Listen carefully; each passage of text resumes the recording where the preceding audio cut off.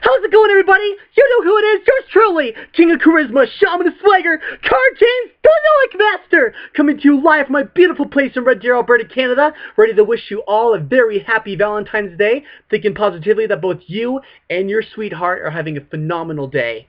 But heck, I think you guys should have a phenomenal day every day.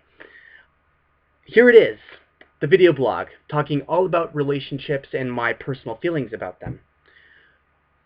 And maybe, just maybe you'll be inspired by this video blog. Maybe you'll agree with me, maybe you won't, and that's okay. Relationships. And I'm talking specifically about Western world relationships, whether it be in my native of Canada or whether it be in America. It's quite interesting because I feel like in our cultures, in the Western world culture, I believe that we base a lot of what we want in life on ideals rather than realistic expectations. When you think about it, a lot of how we are run and how we are fueled and how our media consumption, triggers us every day. It seems as if we really have these false expectations of what you really expect in a relationship based on those ideals. You see them in movies, you see them in cartoons, you see them in Disney movies. A lot of it based on social media or in entertainment in general. It seems to me as if a lot of what goes on is based on ideals, especially in Western world entertainment, especially with a lot of love stories. Of course, you have the beautiful girl who's lean, slim, slender, the American dream for guys. Let's put it that way. And then you have the handsome man that every woman would die to have. I would die to have a guy like that, and crap like, some women are like that, eating chocolate and ice cream at the edge of their bed, and over a heartbreak, and watching those romantic comedies. Women like that. I'm not saying that goes for everybody, but I'm just saying that it seems to me as if we base a lot on ideals. We base a lot on what we would love to have for ourselves. It's like that old cliche saying, we want what we can't have. And usually what we do have, we're still not satisfied with. There's always going to be some kind of flaw, some real legitimate flaw. And whether it be with our significant other, whether it be with our weight, with our height, with the size of our boobies or size of our dicks, I mean, there's always going to be some kind of flaw in any scenario, and I think in any relationship. And the other thing that really disturbs me is when people, will write online about how great their relationship is one moment, but then the next day, it's going shitty on the other hand. It's like, I'll agree with some of the Facebook posts when you see those stickers and you see those pictures. The best way to keep a relationship together is to keep the world out of it. It's so true, and it's so fucking true, and. And I see married couples, and I see, boyfriend-girlfriend relationships, teenagers doing their thing, and yada, yada, yada, having fun, blah, blah, blah. But then when I think about people who get engaged to be married at like 14, 15, 16, 17, 18 years old, I'm not saying it's wrong, I'm just saying, man, I think you guys should live first. Really start to live. Because I think anybody who has been a teen parent in their life can tell you, it's not been easy. It has not been easy. And I've had many incredible relationships as well as acquaintances with teenage parents, or those who have been teenage parents in the past and have grown up and have kept their child. I can only imagine the adversity in that, but I can also imagine them coming out stronger. I have seen moms and dads like that, and God bless you all. I mean, you really have overcome phenomenal amounts of adversity and distress to raise your kids, and that's admirable. To me, I mean, it's really confusing whenever I see someone or something talk about their relationship, especially on Facebook, on their statuses. Well, I have the best boyfriend in the world, girlfriend in the world, fiance in the world, best lover in the world, husband, wife. And I'm thinking to myself, it's an eye roller. No, you don't. I'm not trying to be rude or disrespectful to your opinion, but no, you really don't. There's always going to be someone or something bigger, better, and stronger than the relationship you have with that person. There's always going to be someone bigger, better, and stronger than your significant other, whether it be physical, mental, spiritual, emotional, fill in the blank. I mean, I'm not trying to say that to be disrespectful to anybody. It's just the facts. for one, would rather see people say or write online, you know what, I have the best total 10 person for me right now. I have the best significant other for me. I have the greatest man ever for me. Not in the world, not in the universe, you really don't. But for you. And I'll put it to you this way. When you become the total 10 version of yourself, when you reach your true potential as a man, as a woman, as a transvestite, as whatever, you become a beacon. You become a phenomenal aura for the total 10 person for you. And a lot of people might think about that as, wow, well, Carter, I've never really thought of it like that. Or some people might go, okay, Carter, whatever. And that's fine. For me, I love seeing people happy in relationships. I love seeing public displays of affection. And no, not in a perverted, creepy way. Get your minds out of the gutter now. But for real, I love when I see people hold hands, whether it be a straight couple, gay couple, lesbian couple, transvestite couple, juggalo couple, punk rock couple, gothic couple, fill in the blank. I mean, I just love seeing people happy.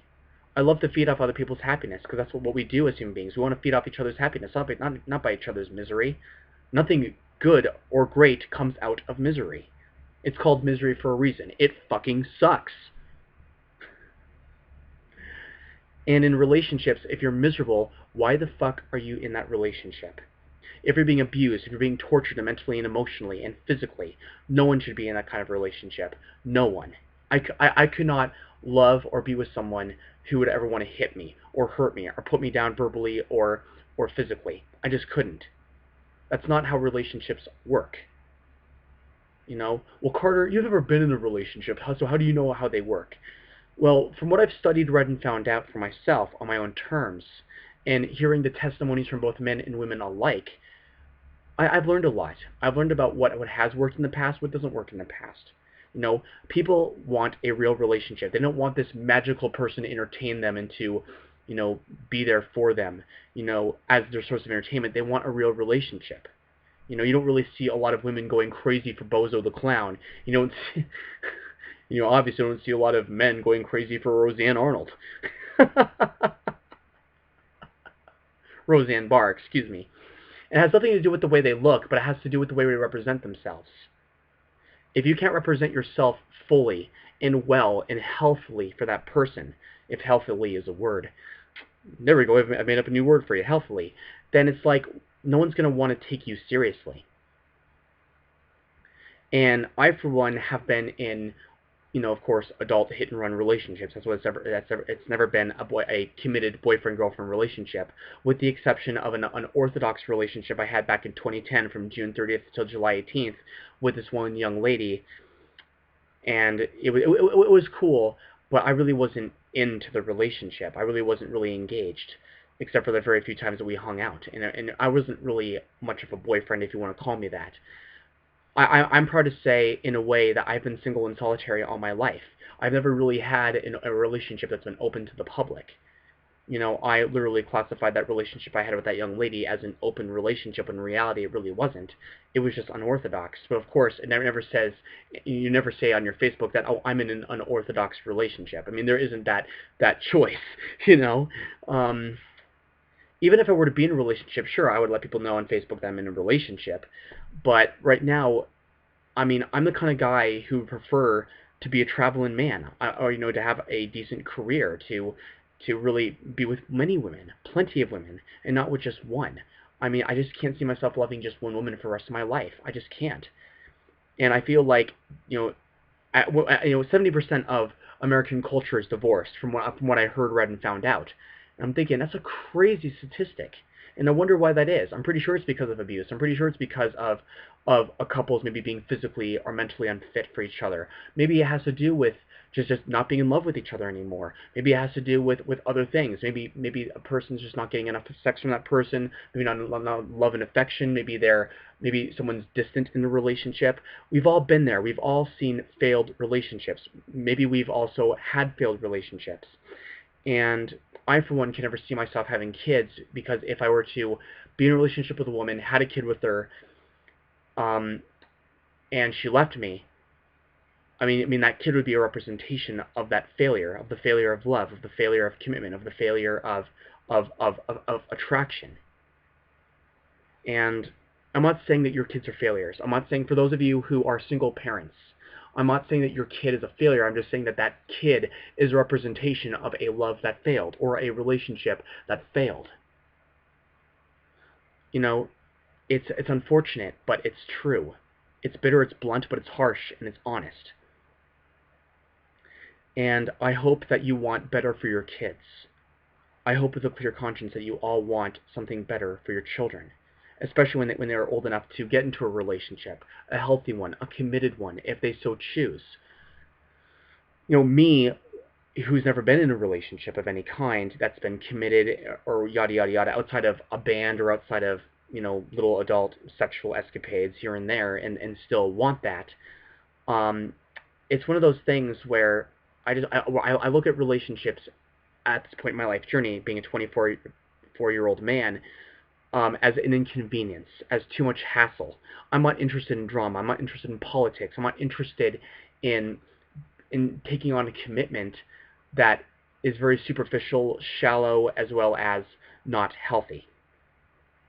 If I am to, by some miracle, ever be in a relationship, it would have to be one of the most glamorous, one of the most fabulous, one of the most phenomenal relationships the universe has ever seen. You heard me, the universe.